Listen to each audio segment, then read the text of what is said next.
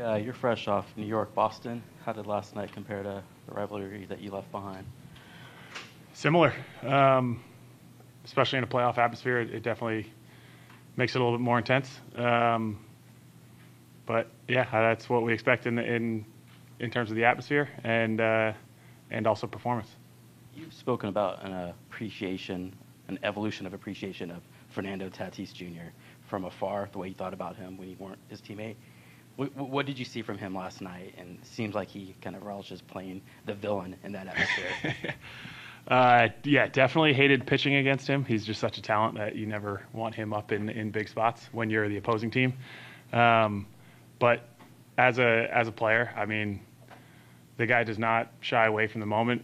And one thing that I admire about him is when he does succeed, which is often, he's celebrating with his teammates. It's never to show up another team or another player. It's like he's just having fun with his teammates, and that's something that I didn't realize when I was playing against him. But as a teammate, he's absolutely incredible. What could you learn from watching Yu Darvish pitch to that lineup yesterday? Yeah, I mean, that's why Darvish has had such a decorated career. His demeanor in big games and big spots is something that I'll always admire. I try to be as stoic as possible, but sometimes the emotions get to me. Doesn't seem like it affects Darvish.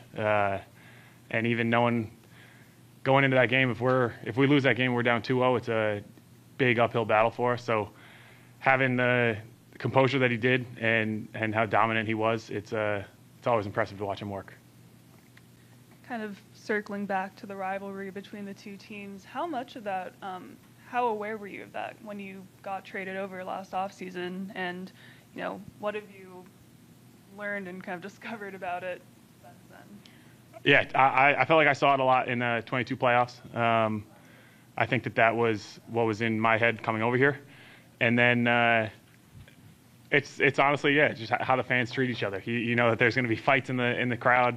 You know that they're not going to be saying nice things when we're in LA. And when you go to a team that doesn't care, you don't see that.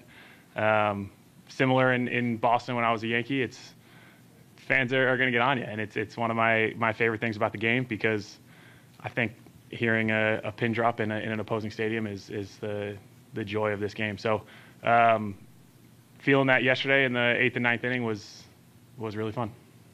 Do you in particular kind of feed off that extra energy when you're out there? Of course, yeah. I think it's something that as a player you gotta feed off of. You gotta add it to your game and make the pressure become an added privilege. And you know that you're out there playing a kid's game, but when you got thousands of fans rooting against you and cussing at you, it's a lot more fun. Hey, Michael, what does the response that you guys had as a team last night kind of say about the makeup of this club? Yeah, big credit to Manny. Manny had us all come together. I also think that the performance is what matters more than the team just coming together and saying we're going to stick together. And seeing that those last couple innings, how we responded was a huge positive. I also think it starts with Darvish. Darvish had however long of a break while he's standing out there on the mound in his 7th inning, and he goes out there and puts up a 0. And at that point, I think it was still 4-1. So it's a big situation for us to calm down the noise. And he put up the 0, kept the momentum on our side, and we went out there and put up however many runs. You kind of touched on it. You're obviously coming off a high-intensity start, maybe even more juice going into this one. What do you do with that, knowing that it's going to be maybe even more of an edge on the other side and the environment and all that? Yeah, I think I know I joked in my first one that my pitch count would have to be up a little bit. I think with the opposing team coming in, it'll be a little bit louder. I know that these fans show out, and they're definitely going to make it an uncomfortable environment for the Dodgers. And then what do you do with the success of your last start? Is it a confidence booster, or are you the type of guy that just flush it and kind of on to the next one? I'll definitely take a little bit of confidence from it, but definitely needs to be flushed because it's a totally different team. I got a totally different approach. I can't use the same sequences, can't use the same pitches to a lot of these hitters. And then it's just continuing to be able to read swings and trust Higgy.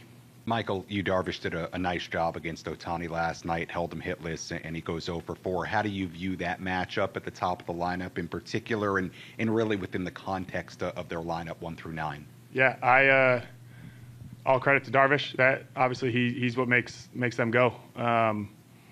If you can control him, and I also think if you can keep runners off base when he's on, when he's at the plate, is a huge thing. So he did a phenomenal job. You know he's Shohei Ohtani, so you know he has the ability to get you even if you execute pitches. And it's really just limiting the damage when he's up there. So I'll definitely be asking Darvish what he was seeing and what his approach was.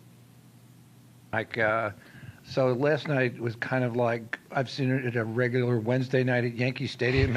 How would you compare the two? I would disagree. No, I mean, yeah, the Yankee fans are nuts as well.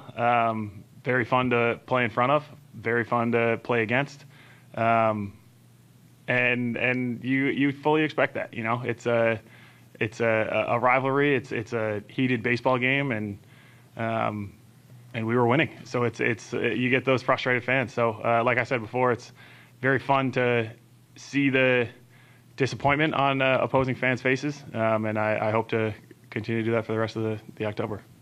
Mike, I had a quick question. I think after Game 1, there was a lot of narrative surrounding just walking Ohtani at that point. But what does it say about the starting pitchers to go after a guy like that and to take pride and to obviously have success in Game 2? Yeah, I think it's a confidence booster for not only the pitcher but also the team. I think that all of our stuff, when executed, plays against any hitter.